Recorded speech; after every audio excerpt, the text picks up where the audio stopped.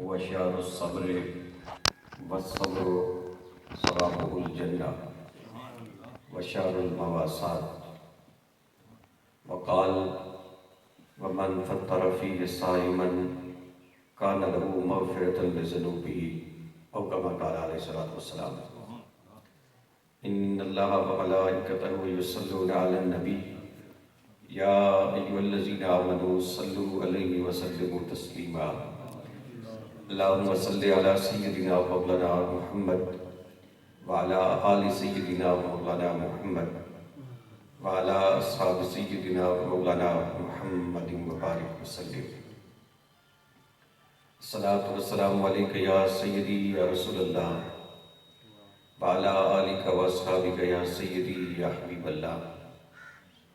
الصلاة والسلام عليك يا سيدي يا رحمة للعالمين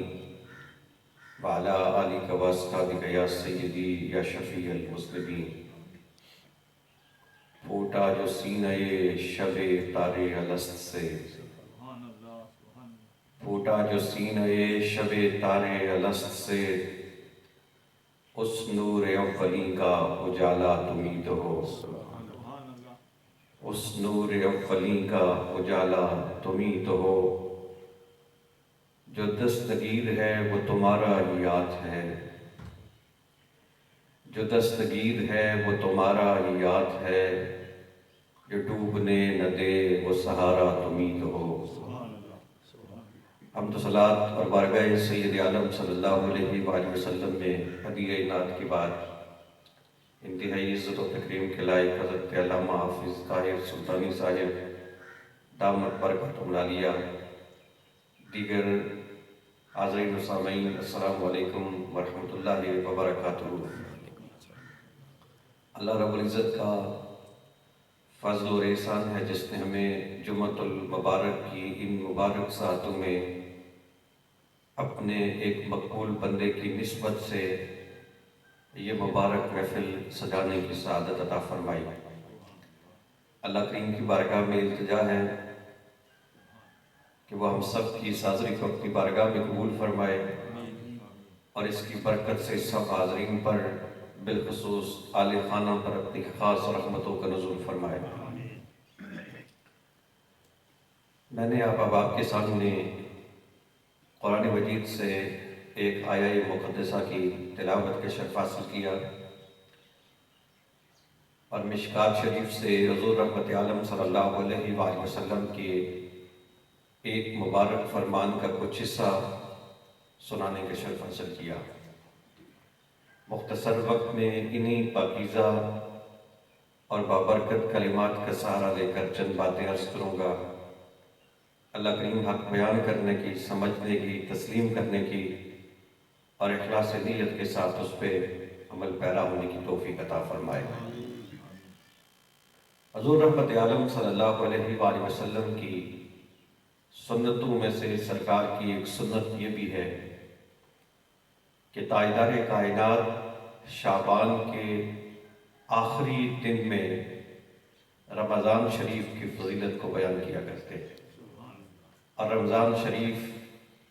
کی عظمت کو، روزہ دار کی عظمت کو، روزے کی فضیلت کو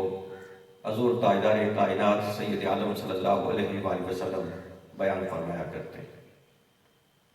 شعبان وہ مبارک مہینہ ہے جس کے بارے میں خود تاجدار کائنات ارشاد فرماتے ہیں شعبان و شاری، کہ شعبان میرا مہینہ ہے. اب دیکھیے کہ حضور رحمت عالم صلی اللہ علیہ وآلہ وسلم اس مبارک مہینے کے آخری ایام میں آنے والے مبارک مہینے کی عظمتیں کس طرح بیان کرتے ہیں. اس پر مختلف صحابہ کرام رضوان اللہ تعالی علیہ اجمعین سے حدیث مبارک مروی ہے. میں نے جو کلمات آپ کو سنانے کا شرف حاصل کیا، اس حدیث پاک کے راوی، ان کلمات کے راوی حضرت سیدنا سلمان فارسی رضی اللہ تعالی عنہ ہیں. حضور رحمت عالم صلی اللہ علیہ وآلہ وسلم نے خطبہ ارشاد فرمایا جس کی ابتدا میں سرکار نے ارشاد فرمایا کہ علی ایمان ایک رحمت برکت والا مہینہ، عصمت والا مہینہ تمہیں نصیب ہو رہا ہے۔ یہ وہ مہینہ ہے جس میں ایک ایسی رات ہے جو 1000 مہینوں سے زیادہ فضیلت رکھتی ہے۔ رحمت عالم صلی اللہ علیہ وآلہ وسلم نے ارشاد فرمایا جو اس ماہ مبارکہ میں نوافل کا اہتمام کرتا ہے اسے فرائض کا ثواب دیا جاتا ہے، اور جو فرائض کا اہتمام کرتا ہے تو فرائض کے ثواب میں 70 گنا تک اضافہ کر دیا جاتا ہے۔ حضور رحمت عالم صلی اللہ علیہ وآلہ وسلم نے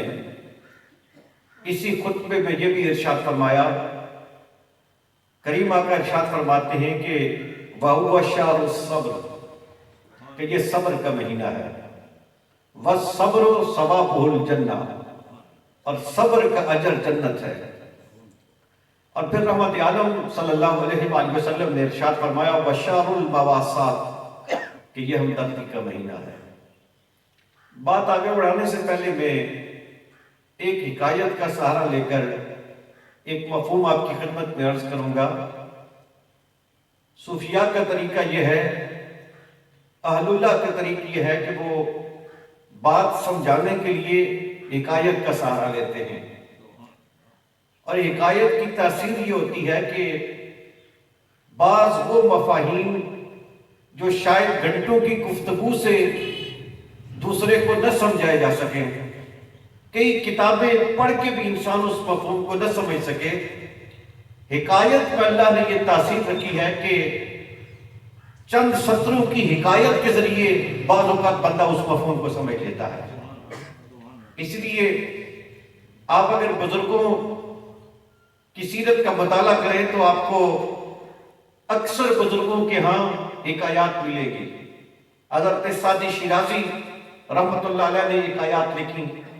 اسی طرح حضرت رومی رحمت اللہ علیہ نے حکایات کے ذریعے مفاہیم اور معانی اور مطالب لوگوں کو سمجھانے کی کوشش کی۔ تو ایک حکایت کا سہارا لیتے ہیں، کیونکہ رمضان شریف کا مہینہ ہم سے بس کچھ لمحوں کے فاصلے پر ہے۔ فرماتے ہیں کہ ایک چند نوجوان تھے جو ایک رستے پہ سفر کر رہے تھے، تو سفر کرتے ہوئے جب وہ ایک جگہ سے گزرے تو انہوں نے دیکھا کہ ان کے آگے ایک بزرگ بابا جی جا رہے تھے، جنہوں نے رستے کو چھوڑ دیا اور درختوں کی سمت وہ چلنے لگے۔ رمضان المبارک کے ایام تھے، دن کا وقت تھا، تو جب بابا جی نے رستہ چھوڑا تو نوجوانوں نے یہ سمجھا کہ انہوں نے رستہ اس لیے چھوڑا ہے کہ یہ سائڈ پہ کسی جگہ پہ بیٹھیں گے اور کچھ کھائیں پیئیں گے۔ تو چونکہ دن رمضان شریف کے ہیں، دن کا وقت ہے، تو یہ چھپ کر کچھ کھانا چاہتے ہیں۔ تو انسان کے اندر تجسس ہوتا ہے، ان نوجوانوں میں بھی تجسس تھا، تو انہوں نے بزرگوں کے پیچھے چلنا شروع کیا، ان کو فالو کرنا شروع کیا، کیونکہ انسان کی فطرت میں یہ ہے کہ جب وہ سمجھتا ہے کہ کوئی شخص چھپ کر کوئی حرکت کرنا چاہتا ہے تو انسان چاہتا ہے میں اس کو رنگے ہاتھوں پکڑ لوں، اور نوجوانوں میں یہ خواہش ضرورت سے زیادہ ہوتی ہے۔ تو نوجوانوں نے بھی سوچا کہ ہم ابھی کوئی مارکا مار لیں گے، بزرگ سائڈ پہ ہوئے ہیں، درخت کے نیچے بیٹھے ہیں، یہ کچھ کھا رہے ہوں گے، تو یہ جب کچھ کھا رہے ہوں گے تو اوپر سے ہم بھی پہنچ جائیں گے۔ ان کے ذہن میں ان کی اپنی سوچ تھی۔ بزرگ رستے سے ہٹے، درختوں کی طرف چلے، تو وہ نوجوان بھی ان کے پیچھے چلنے لگے۔ جس طرح نوجوانوں کا خیال تھا اسی طرح ہوا، وہ بزرگ ایک درخت کے سائے میں جا کے بیٹھ کے جو رستے سے ہٹ کے تھا، اور انہوں نے اپنا زاد راہ نکالا، اس میں سے جو کچھ بھی ان کے پاس کھانے کے لیے تھا وہ نکال کے تناول کرنا شروع کیا۔ ادھر انہوں نے تناول کرنا شروع کیا تو ادھر نوجوان ان کے سر پہ جا پہنچے، اور وہ بابا جی سے کہنے لگے کہ بابا جی یہ رمضان شریف کا مہینہ ہے اور اللہ نے رمضان شریف کے روزے فرض کیے ہیں اہل ایمان پر، आपने रोजा नहीं रखा? तो बाबा जी ने जवाब दिया कि बेटा मैंने रोजा रखा हुआ है। तो नौजवानों ने कहा कि अजीब बात करते हैं, हमारे सामने आप नवाले मुंह में डाल रहे हैं, खाना खा रहे हैं और हमें कहते हैं कि मैंने रोजा रखा हुआ है, ये कैसा रोजा है? तो बुजुर्ग कहने लगे कि बेटा रोजा सिर्फ खाने पीने का नहीं होता, आंख का भी होता है, कि बंदा आंख से कोई ऐसी चीज ना देखे जिसे देखने से अल्लाह ने मना किया हो। तो मैंने आंख का रोजा रखा हुआ है, मैं कोई ऐसी चीज नहीं देखता जिसे देखने से अल्लाह ने मना किया हो। रोजा सिर्फ खाने पीने का नहीं होता, रोजा जुबान का भी होता है, कि बंदा जुबान से कोई ऐसा कलाम ना करे जिस कलाम से अल्लाह ने मना किया हुआ हो। तो मैंने जुबान का रोजा रखा हुआ है, मैंने कोई ऐसा कलाम नहीं किया जिससे मालिक खफा होता हो। रोजा सिर्फ खाने पीने का नहीं होता, रोजा कान का भी होता है, कि बंदा कोई ऐसी बात न सुने, कोई ऐसी चीज न सुने जिसके सुनने से मालिक ने मना किया हुआ हो। तो मैंने कान का रोजा भी रखा हुआ है, मैंने कोई ऐसी चीज नहीं सुनी जिससे मालिक ने मना किया हुआ हो। रोजा हाथ का भी होता है,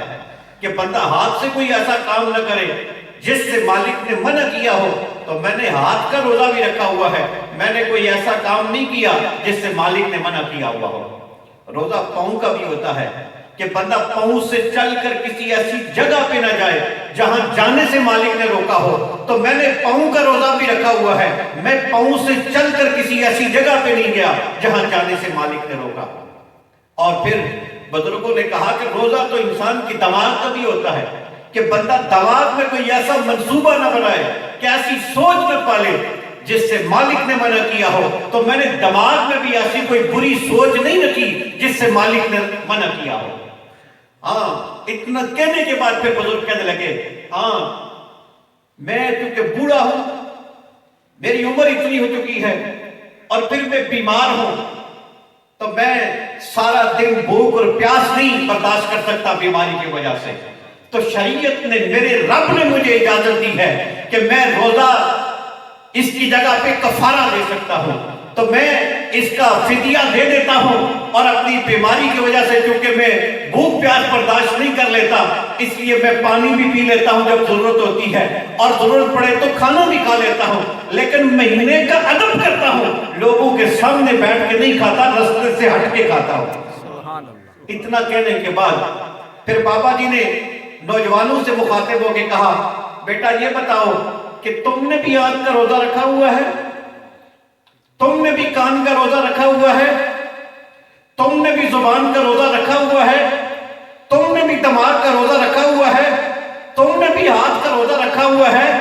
तुमने भी पांव का रोजा रखा हुआ है, या सिर्फ भूख और प्यास ही काट रहे हो? ग्रामीण मरतबा हाज़रीन, ये बात रमजान शरीफ के महीना गुजर जाए और उस वक्त बैठ के हम सोचें तो शायद वक्त गुजर चुका हो। ऐसा ना हो कि महीना पूरा गुजर जाए और बाबा जी का सवाल हमारे सामने आए और बाबा जी पूछे, बताओ तुमने रमजान में आंख का रोजा भी रखा था, कान का रोजा भी रखा था, पांव का रोजा भी रखा था, हाथ का रोजा भी रखा था, दिमाग का रोजा भी रखा था, या सिर्फ भूख ही काटी है? तो हम सब झुका के शर्मिंदा होके कहें कि हमने तो फकत भूख ही काटी। तो अभी वक्त है,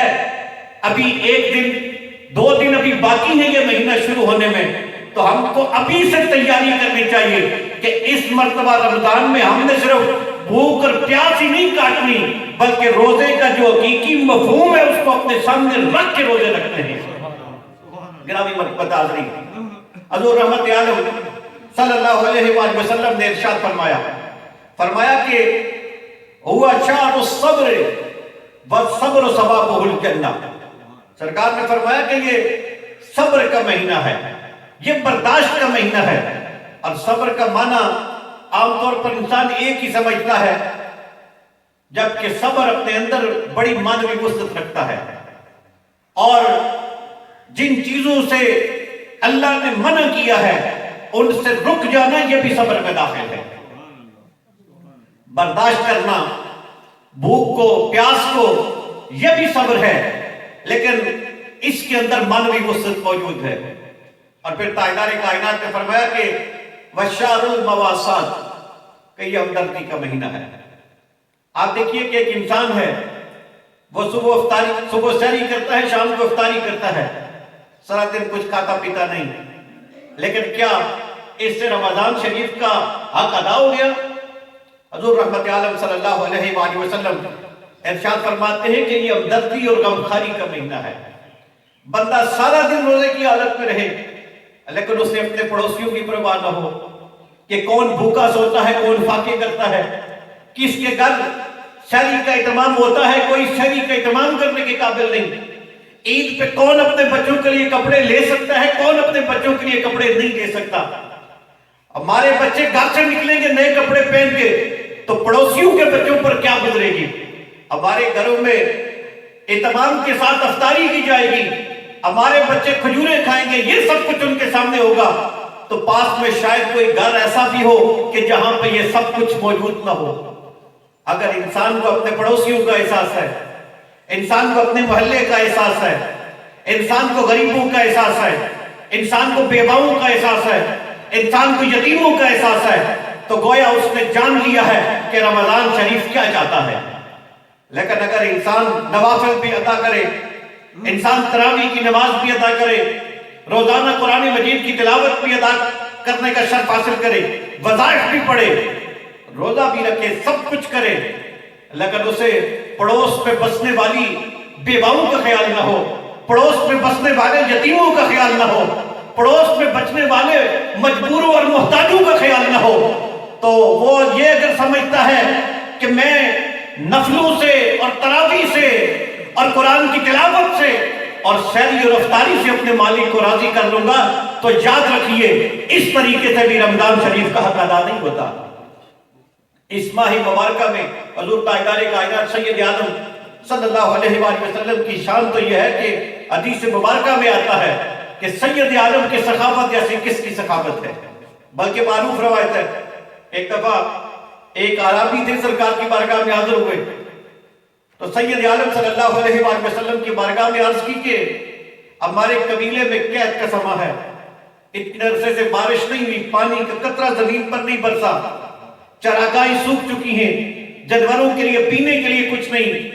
ان کے لیے گھاس موجود نہیں، تو جانور لاغر اور کمزور ہو چکے ہیں، ہمارا قبیلہ ہلاکت کے قریب پہنچ چکا ہے، تو آپ کچھ عطا کیجیے۔ تو حضور رحمت عالم صلی اللہ علیہ وآلہ وسلم کی سخاوت دیکھیے، ہم میں سے اگر کسی سے کوئی سوال بھی کرے تو ہم کیا دے سکتے ہیں؟ 100-200 روپیہ اس کو پیش کر دیں گے، 1000-2000 دے دیں گے، اگر کوئی بہت بڑا سخی ہو تو 1,00,000-2 لاکھ دے دے گا، لیکن یہ رحمت عالم کی سخاوت ہے۔ سرکار کی بارگاہ میں عربی نے سوال کیا، اپنے قبیلے کی حالت کو بیان کیا، قحط کا بیان کیا، تو تاجدار کائنات نے فرمایا کہ یہ 2 پہاڑوں کے درمیان جو وادی ہے اس میں جتنی بکری ہیں ساری اس عربی کو دے دو۔ آپ اور کیجئے، 1-2 بکریوں کی بات نہیں تھی، ایک ریوڑ کی بات نہیں تھی، پہاڑوں کے درمیان وادی میں جتنی بکریاں تھیں حبیب خدا نے فرمایا کہ ساری اس عربی کو عطا کر دی جائے۔ اور اس وقت عربی نے جب رحمت عالم صلی اللہ علیہ وآلہ وسلم کی سخاوت کی یہ شان دیکھی، سرکار کی عطا کا یہ انداز دیکھا، تو اپنے قبیلے کی طرف جب واپس لوٹا تو اس نے اپنے قبیلے والوں کو پکار کر کہا، اس نے کہا میرے قبیلے والوں محمد عربی کا کلمہ پڑھ لو، اس لیے کہ محمد عربی کی شان یہ ہے کہ محمد جب عطا کرتے ہیں تو پھر یہ نہیں دیکھتے کہ ان کے پاس پیچھے باقی کیا بچے گا۔ یہ سید عالم صلی اللہ علیہ وآلہ وسلم کی شان عطا ہے، وہ آقا جس کی سخا کا یہ انداز ہے، جس کی عطا کا یہ انداز ہے، وہ رحمت عالم۔ صحابہ فرماتے ہیں کہ یوں تو سید عالم صلی اللہ علیہ وآلہ وسلم کی سخاوت کسی وقت بھی دیکھیں تو بے مثال اور ممتاز ہی نظر آتی تھی، لیکن رمضان شریف میں تو آپ برستی بارش کی طرح سخاوت فرمایا کرتے تھے۔ گرامی محترم حاضرین، تو اس ماہ مبارکہ کو سرکار نے شہر المواسات قرار دیا۔ یہ صرف روزوں کا مہینہ نہیں ہے، یہ صرف صبر کا مہینہ نہیں ہے، بلکہ آقا فرماتے ہیں کہ ہمدردی کا مہینہ ہے، یہ غمخواری کا مہینہ ہے۔ اور جب ہم غمخواری کی بات کرتے ہیں، ہمدردی کی بات کرتے ہیں، تو بات کنبے سے شروع ہوتی ہے، اور پھر جہاں تک انسان کو اللہ نے نواز رکھا ہو، انسان کو وہاں تک اپنی ذمہ داری ادا کرنی چاہیے۔ اور پھر حضور رحمت عالم صلی اللہ علیہ وآلہ وسلم نے جہاں روزے دار کی عظمت کو بیان کیا، روزہ رکھنے کی فضیلت کو بیان کیا، روزے کے آداب کو بیان کیا، روزے کے احکام کو بیان کیا، وہاں پہ سید عالم صلی اللہ علیہ وآلہ وسلم نے روزہ افطار کرانے کے اجر کو بھی بیان کیا۔ نبی رحمت صلی اللہ علیہ وآلہ وسلم نے ارشاد فرمایا اسی حدیث مبارکہ میں، اسی خطبے میں سرکار کا یہ جملہ بھی ہے جو حضرت سیدنا سلمان فارسی رضی اللہ تعالیٰ عنہ نے روایت کیا کہ کریم آقا فرماتے ہیں من فطر فیہ صائما کان لہ مغفرۃ لذنوبہ او کما قال علیہ الصلوۃ والسلام۔ سرکار نے فرمایا جو اس ماہ مبارکہ میں روزے رکھے اللہ اس کو بھی بخشتا ہے،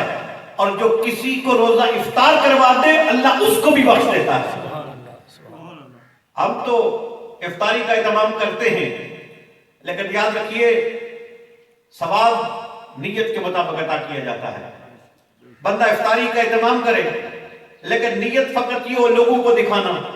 کہ اہتمام بہت اچھا کیا تھا، اب آپ کو راضی کر دینا، تو افطاری تو ہو جاتی ہے لیکن اس کا اجر انسان کو نصیب نہیں ہوتا۔ اجر اس کو نصیب ہوتا ہے جو مالک کی رضا کے لیے افطاری کا بندوبست کرتا ہے، کیونکہ وہ مالک یہ نہیں دیکھتا کہ اہتمام کتنا کیا گیا، فروٹ کتنی قسموں کے رکھے گئے، کھانے کتنی قسموں کے تھے، ڈشیں کون کون سی تھی، وہ تو دل دیکھتا ہے کہ اخلاص کتنا تھا۔ دسترخوان انواع کے پھلوں سے بھرا ہوا ہو، طرح طرح کے کھانے موجود ہو، دل میں اخلاص نہ ہو تو وہ سارا دسترخوان کسی کام کا نہیں۔ لیکن دسترخوان پہ اگر سوکھی کھجوریں فقط موجود ہو، دل اخلاص سے لبریز ہو تو مالک نواز دیتا ہے۔ حضور رحمت عالم صلی اللہ علیہ وآلہ وسلم کی بارگاہ میں جب سوال کیا کہ صحابہ نے کہ اگر کوئی کسی کو ایک کھجور کے ساتھ روزہ افطار کروا دے تو کیا اس کے لیے بھی یہ اجر ہے؟ تو آقا فرماتے ہیں ہاں، اگر وہ اخلاص کے ساتھ کسی کو ایک کھجور کے ساتھ بھی روزہ افطار کروا دے تو اللہ اسے بھی بخش دیتا ہے۔ یہاں تک کہ سرکار نے فرمایا کہ اگر کوئی شخص دودھ میں پانی ملا کر اس کا ایک گھونٹ کسی کو پلا دے، اخلاص نیت کے ساتھ افطاری کروائے، تو اللہ اس کے بدلے میں بھی جزا عطا فرماتا ہے کہ اس کے گناہوں کو بخش دیتا ہے۔ گرامی مرحبت حاضرین، یقیناً ہمارے معاشرے میں بھی یہ روایت موجود ہے کہ افطاری کا اہتمام کیا جاتا ہے، لیکن یاد رکھیے کہ ہم جب افطاری کا اہتمام کرتے ہیں تو اپنے تعلقات کو دیکھتے ہیں کہ فلاں سے تعلق ہے، افطاری کرواؤں گا تو مزید مضبوط ہو جاؤں گا۔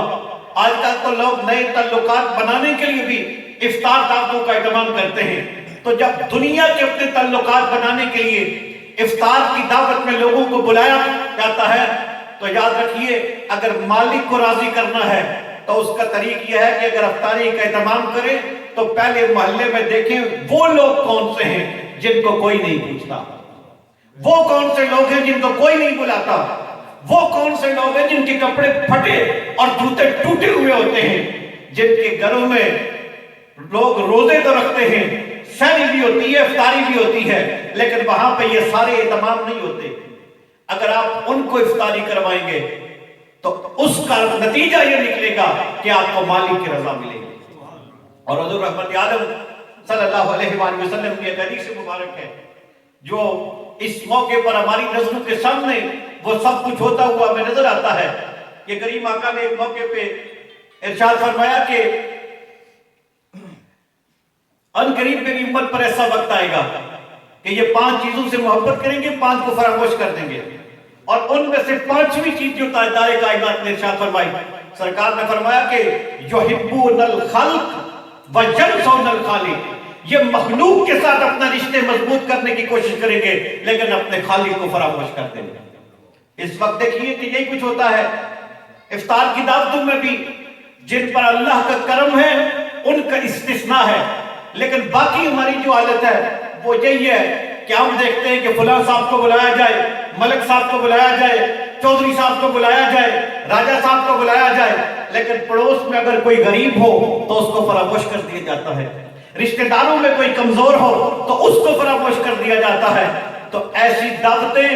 دنیا والوں کے نزدیک تو شاید داد و تحسین کا سبب بن جائے، لیکن مالک کی بارگاہ میں ایسی افطار دعوتوں کی کوئی وقت نہیں ہوتی۔ تو اس رمضان شریف میں ہمیں کوشش کرنی چاہیے کہ جہاں ہم باقی سب کچھ اتنا اہتمام کرتے ہیں تو اپنے دائیں بائیں اپنے رشتہ داروں میں، اپنے اقارب میں، اپنے محلے میں دیکھیں کہ وہ احباب جو کبھی بھی اس طرح کی پرتکلف دعوتوں میں شاید جن کو شریک ہونے کا موقع نہیں ملتا، ان کے لیے بھی ایک اچھی سی دعوت کا اہتمام کریں، اور اس میں دل میں نیت یہ رکھیں کہ یہ فقط مالی کی رضا کے لیے اہتمام کر رہا ہوں، تو شاید سارا سال لوگوں کو کھانے کھلانے کا وہ لطف اور اجر نصیب نہیں ہوتا جو چند غرباء، مساکین اور ضرورت مندوں کو عزت احترام کے ساتھ بٹھا کے کھانا کھلانے سے اللہ عطا فرماتا ہے۔ حضور رحمت عالم صلی اللہ علیہ وآلہ وسلم نے ارشاد فرمایا، هو شهر الصبر والصبر ثوابه الجنہ وشهر المواسات۔ سرکار فرماتے ہیں وہ ہمدردی کا مہینہ ہے اور صبر کا مہینہ ہے، اور پھر سرکار فرماتے ہیں کہ جو اس ماہ مبارکہ میں کسی روزہ دار کی افطاری کا اہتمام کرتا ہے، اللہ اس افطاری کرانے کی برکت سے اس کے گناہوں کو معاف فرما دیتا ہے۔ یہ بھی رب کا کرم دیکھیے، حضور رحمت عالم صلی اللہ علیہ وآلہ وسلم کی حدیث مبارک ہے، بخاری میں بھی ہے، مسلم میں بھی ہے، مشکات میں بھی ہے، حضرت ابو ہریرہ رضی اللہ تعالیٰ عنہ راوی ہے، معروف حدیث ہے۔ سرکار فرماتے ہیں کہ من صام رمضان ایمانا واحتسابا غفر لہ ما تقدم من ذنبہ، جو رمضان کے دنوں میں روزے رکھے اللہ اسے بخش دیتا ہے۔ من قام رمضان ایمانا واحتسابا غفر لہ ما تقدم من ذنبہ، جو رمضان کی راتوں میں قیام کرے اللہ اسے بخش دیتا ہے۔ ومن قام لیلۃ القدر ایمانا واحتسابا غفر لہ ما تقدم من ذنبہ، اور جو لیلۃ القدر کو زندہ رکھے اللہ اس رات کی عبادت کی برکت سے بھی اسے بخش دیتا ہے، اس کے گناہوں کو معاف فرما دیتا ہے۔ اور پھر یہ وہ مہینہ ہے جس کے بارے میں حضور رحمت عالم صلی اللہ علیہ وآلہ وسلم نے ارشاد فرمایا کہ اذا دخل رمضان فتحت ابواب الجنہ وغلقت ابواب جہنم وسلسلت الشیاطین، او کما قال علیہ الصلوۃ والسلام۔ سرکار فرماتے ہیں جب یہ مبارک مہینہ شروع ہوتا ہے تو جنت کے دروازے کھول دیے جاتے ہیں، جہنم کے دروازے بند کر دیے جاتے ہیں، اور شیطان کو بیڑیاں ڈال دی جاتی ہیں۔ اب غور کیجئے کہ اس ماہ مبارکہ کا ماحول کیسا نورانی ہے کہ جنت کے دروازے کھلے ہوئے ہیں، دوزخ کے دروازے بند ہیں، انسان کو بہکانے والا شیطان اس کے پاؤں میں بیڑیاں ڈال دی گئی ہیں، اور پھر نیکیوں کے اجر میں اضافہ کر دیا گیا۔ کوئی نوافل ادا کرے تو ثواب فرض کا عطا کیا جاتا ہے، کوئی فرض ادا کرے تو ثواب 70 گنا ادا کیا جاتا ہے۔ تو اب غور کیجئے کہ اس ماہ مبارکہ میں بھی اگر انسان غفلت کی چادر تان کے سویا رہے تو یہ انسان کی کتنی بدبختی ہے۔ اور کسی شاعر نے کہا تھا کہ موسم اچھا، پانی وافر مٹی کی زرخیز، پھر بھی جس نے کھیت نہ سینچا وہ کیسا دہقان، کہ انسان کے پاس زرخیز زمین بھی موجود ہو، موسم بھی سازگار ہو، پانی بھی بہت ہو، اور انسان اس کے باوجود اگر اپنی زمین پر محنت نہ کرے، فصل کاشت نہ کرے، تو وہ انسان کسی اجر کی توقع تو نہیں کر سکتا۔ اس سے بڑھ کر بدبخت کون ہو سکتا ہے؟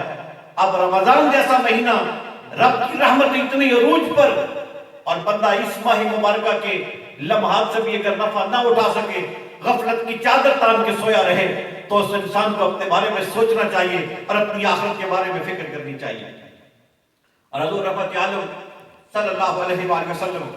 اسی حدیث مبارکہ کے اختتام میں کریم آقا ارشاد فرماتے ہیں وَمَنْ خَفَّفَ عَنْ مَمْلُوكِهِ غَفَرَ اللَّهُ لَهُ وَآتَقَهُ مِنَ النَّارِ، او کما قال علیہ السلام۔ سرکار فرماتے ہیں کہ جو اس ماہ مبارکہ میں اپنے غلام پر نرمی کرتا ہے، کیونکہ اس دور میں عام طور پہ گھروں میں خدمت کے لیے غلام ہوا کرتے تھے، تو آج کل غلامی والا دور تو نہیں ہے، لیکن آپ اس سے یہ معنی لے سکتے ہیں کہ گھروں میں جو ملازم ہوتے ہیں یا کوئی شخص کاروبار کرتا ہے تو اس کے پاس جو ملازم ہیں، تو یہاں پہ آپ وہ مراد لے سکتے ہیں کہ جو اپنے ماتحت لوگوں پر، مشقت کرنے والوں پر رمضان شریف کی وجہ سے نرمی کرتا ہے، اللہ اس نرمی کی برکت سے بھی اس کے گناہوں کو معاف فرما دیتے ہیں اور اسے جنت عطا فرما دیتے ہیں۔ حضرات گرامی، آپ نے شاید یہ محسوس کیا ہو کہ محفل 11ویں شریف کی ہے اور بات رمضان شریف کی، تو گرامی مرتبت یہ عرض کر دوں کہ 11ویں شریف کا عنوان اپنے اندر وسعت رکھتا ہے، اور 11ویں شریف کی ابتدا یہی ہے کہ حضور سید غوث پاک رضی اللہ تعالیٰ عنہ بھی لوگوں کو جب جمع کیا کرتے تھے تو جو وقت کا تقاضا ہوتا اس کے مطابق رہنمائی کیا کرتے، عنوان کا انتخاب کیا کرتے۔ تو یہ حضور سیدی غوث پاک رضی اللہ تعالیٰ عنہ کی سنت ہے کہ چونکہ اس وقت کا تقاضا یہ ہے کہ 2 دنوں بعد یا 1 دن بعد رمضان شریف کا مہینہ شروع ہونے لگا ہے، تو اس ماہ مبارکہ کی اہمیت کو اور اس ماہ مبارکہ کی جو خصوصیات ہیں ان کے مختلف پہلوؤں کو ہمیں اپنے ذہن میں حاضر کرنا چاہیے۔ یہ ضروری نہیں کہ جو گفتگو کی جاتی ہے وہ نئی ہو، یہ بھی ضروری نہیں جو باتیں کی جائیں بندہ یہ سمجھے کہ یہ پہلے ہم نے نہیں سنی یا ہم نہیں جانتے ہم سب کچھ ہوتے ہیں۔ دہرائی اس لیے جاتی ہیں کہ بندے کو ایک مرتبہ پھر احساس پیدا ہو جائے۔ حضور غوث پاک رضی اللہ تعالیٰ عنہ کی اس محفل پاک کی برکت سے، اس ختم پاک کی برکت سے، آج کی اس نشست کی برکت سے اگر چند بندے بھی یہ سمجھ لیں اور رمضان شریف سے پہلے رمضان کی تیاری کر لیں، کیونکہ سرکار کی سنت بھی یہ تھی کہ سرکار رمضان شریف کی آمد سے پہلے رمضان شریف کی تیاری شروع کر دیتے تھے، تو رمضان شریف کو اچھے طریقے سے گزارنا اس کا اپنا کیف ہے اور اس کی آمد سے پہلے اس کی تیاری کرنا اس کا اپنا کیف ہے۔ تو یہ حضور سیدی غوث پاک رضی اللہ تعالیٰ عنہ کا انداز تھا۔ آپ دیکھیں کہ 11ویں شریف تو ہر مہینے میں اہتمام ہوتا ہے، تو ہر مہینے میں عنوان اپنا ہوتا ہے۔ 11ویں شریف کا یہ معنی قطعا نہیں ہوتا کہ جب بھی 11ویں کی محفل ہو تو ہم حضور سیدی غوث پاک کی ولادت کو بیان کریں، ان کی جوانی کو بیان کریں، ان کی کرامات کو بیان کریں، ان کے علم کو بیان کریں، اگرچہ وہ سب بھی بیان کیا جاتا ہے، لیکن اس سے زیادہ ضروری ہے جو حضور غوث پاک کا اپنا طریقہ تھا کہ وہ لوگوں کو جمع کر کے اپنی کرامتیں نہیں سناتے تھے بلکہ دین کے احکام بتایا کرتے تھے۔ تو اب بھی ضرورت یہ ہے کہ 11ویں شریف میں جب غوث پاک کا ذکر کیا جائے تو ساتھ ان کی تعلیمات کو بھی بیان کیا جائے۔ وقت اجازت نہیں دیتا کہ میں بات کو مزید طول دوں، انہی کلمات کے ساتھ اتفاق کرتا ہوں۔